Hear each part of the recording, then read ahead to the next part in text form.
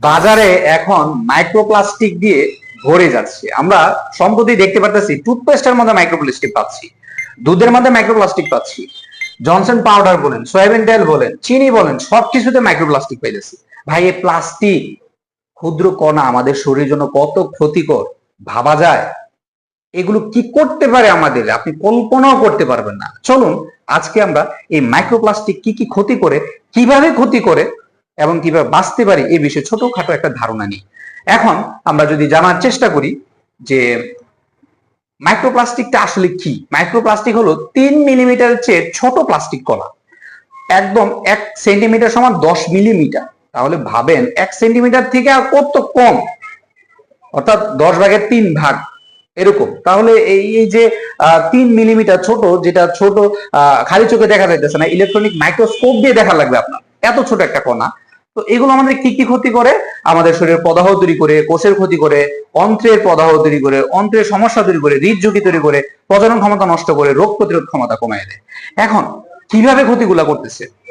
আমাদের প্রদাহ তৈরি করতেছে আমাদের মুখের মাধ্যমে, যখন খাবারগুলো যায় বা সেই ক্ষতিকর প্লাস্টিক গুলো যায়, সেখানে আমাদের স্টমাকের ওয়ালের মধ্যে প্লাস্টিক গুলো, ক্ষুদ্র কণাগুলো থেকে আস্তে আস্তে ওয়ালের ক্ষতিগ্রস্ত করতে থাকে, বা দেয়ালের বা প্রাচীরের, আমাদের মাংস প্রাচীর বা কোষের প্রাচীরের ক্ষতি করতে করতে সেখানে কি আস্তে আস্তে প্রদাহ তৈরি করে দেয়। তারপর আস্তে আস্তে কোষের ক্ষতি করে।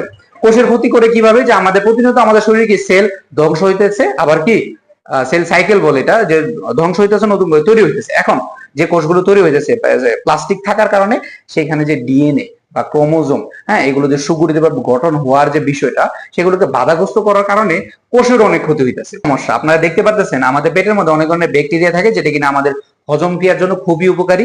কিন্তু এই মাইক্রোপ্লাস্টিকের কারণে কি হচ্ছে, যে হজম ক্রিয়া সুন্দরভাবে হচ্ছে না, যার কারণে ক্ষতিগ্রস্ত হচ্ছে আমাদের পেটের মধ্যে। পেটের হজম জনিত বিভিন্ন রোগ বালা আমাদের পেটের মধ্যে তৈরি হচ্ছে।